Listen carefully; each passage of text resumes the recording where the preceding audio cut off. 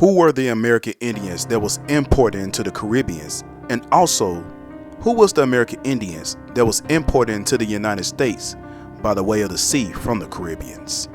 Let's find out. In the 1630s and 1640s, New England elites participated in the Atlantic world of commerce, culture, and law, and one of the emerging institutions in the world was slavery. Captive Pequots helped Boston marchers enter markets in the Atlantic and the Caribbean basin, markets in which New England Indians eventually served both as commodity for exchange and part for the emerging labor systems that produce goods for global export. Forced Indian labor augmented the colonial workforce in important ways. Indians brought highly valued skills to New England homes and enterprises. Throughout New England before the 1700s and the sub-regions thereafter, Native Americans represented the dominant form of non-white labor. They toiled in ironworks, fishers, livestock, raisings, extensive agriculture, provincial armies, and other enterprises that require usually large workforces. They also made crucial contributions to small-scale household economics. Since women produced many goods for market by the mid-17th century, many of the individuals who eagerly sought Indian captives also brought African slaves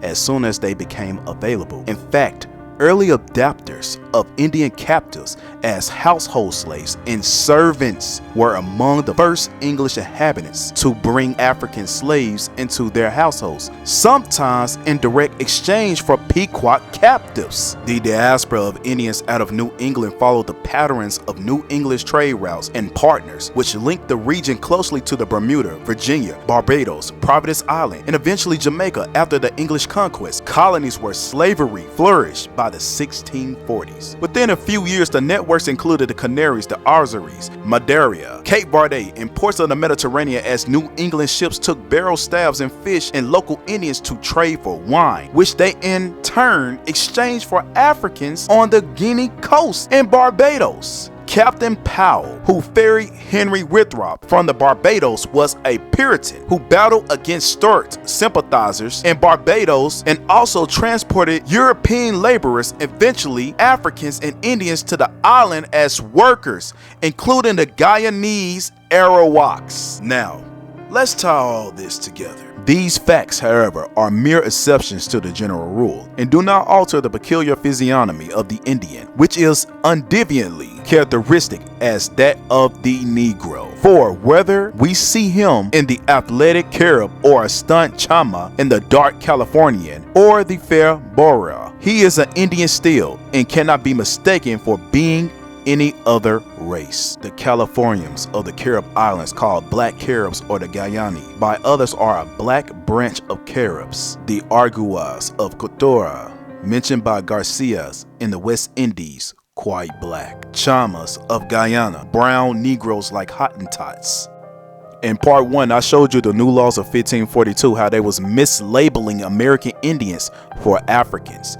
I also showed you in this part that those same Indians that they were sending to the Caribbeans and also sending from the Caribbeans to New England, they were these so-called black Africans, but they were actually Indians. They was also sending Indians to Africa and exchanging them for Africans.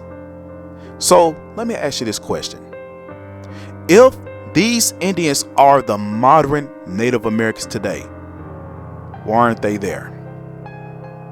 There's no Native Americans in the Jamaicans, no Native American Haitian, no Native American Puerto Rican, no Native American from the Virgin Islands, none of them.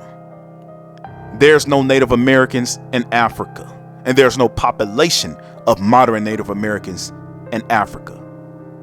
All these locations is nothing more than black people and black people only. Yes, we got a couple of people that's mixed, that look Spanish-like, that claims to be indigenous, but they just nothing more than Spanish people. In the next part, I could show you that there's no difference between a Spaniard and a Mexican, literally in the next part, just to debunk that little facade of those people claiming to be the indigenous people. in the Caribbeans. So yes, you may have blood ties to the Caribbeans. You may have blood ties to Mexico. You may have blood ties to South America. They literally called everybody that was dark-skinned an African. They know what they have done. If you want a part 3, I could come up with something and show that to you.